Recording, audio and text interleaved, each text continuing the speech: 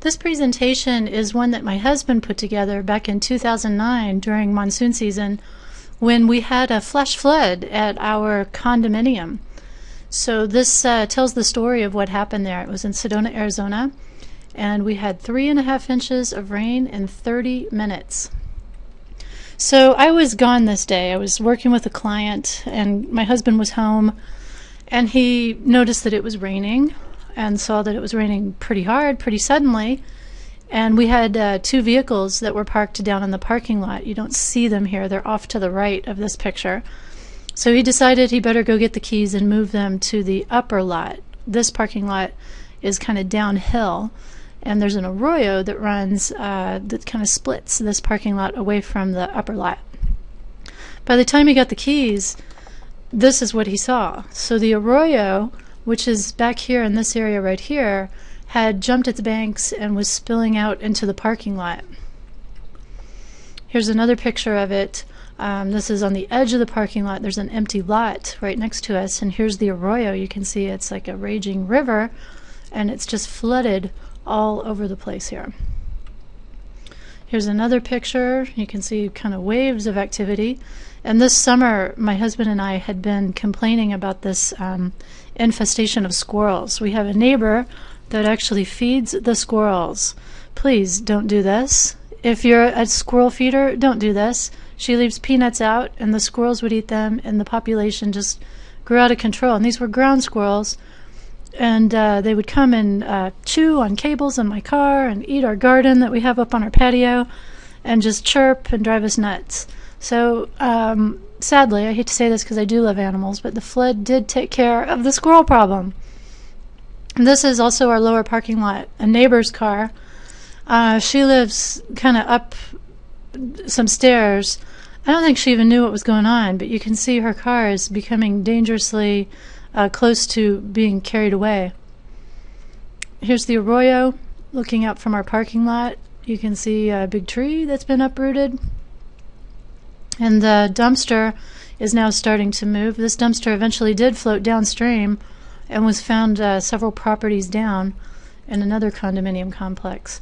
You see the 2 cars. Here's the 4Runner, and then we have a camper van that's parked over here.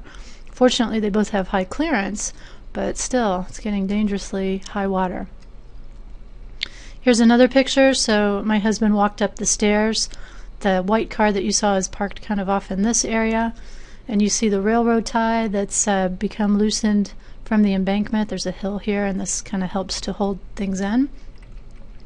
Here's the neighbor's car now. Look at that. Totally inundated. So she still didn't know what was going on. There's our camper van. We call her Cream Puff, and high clearance, but still some pretty dangerous waters. This is the laundry room in our condominium facility that sits right next to the arroyo, which is on this side. This is the arroyo here, and this room just totally got trashed. We have a common area, a patio, which is in this area here, that had some barbecue grills and different things. We have a couple bridges on our property. Fortunately, they didn't get washed away. And then here's the other side of our property. You can see the culverts trying to drain the water, but just lots of debris. So after the rains receded, it left behind all the silt and debris.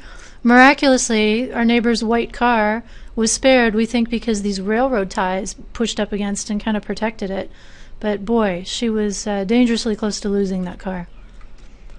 So this is all silt. We were just inundated with silt, as were many locations in town that day. So here's our parking lot looking down from uphill. So the arroyo's just left a flood of silt and debris. Our 2 cars are okay. Somebody put a sign there warning about deep mud. Here's the laundry room after it was completely destroyed. And there's always somebody that has to drive even when there's a sign that says, you know, deep mud or don't enter. So this actually is the same neighbor that feeds the squirrels who did this. So she got stuck, and her car sat there for quite a while before it was able to be towed out. Here are some photos around town of other damage. The worst part of the damage was in a part of town called Tlaquepaque. It's a shopping area, and the creek runs by there. And there's an arroyo that flooded and actually did wash several cars down water and moved several of them. You can see these cars that just got carried away. And that's it. That's what happened in Sedona in 2009. I came home that day.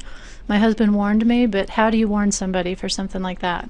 It was pretty hard to even make a path to my doorway without having to walk through a bunch of mud. All right, hope you enjoyed. Bye-bye.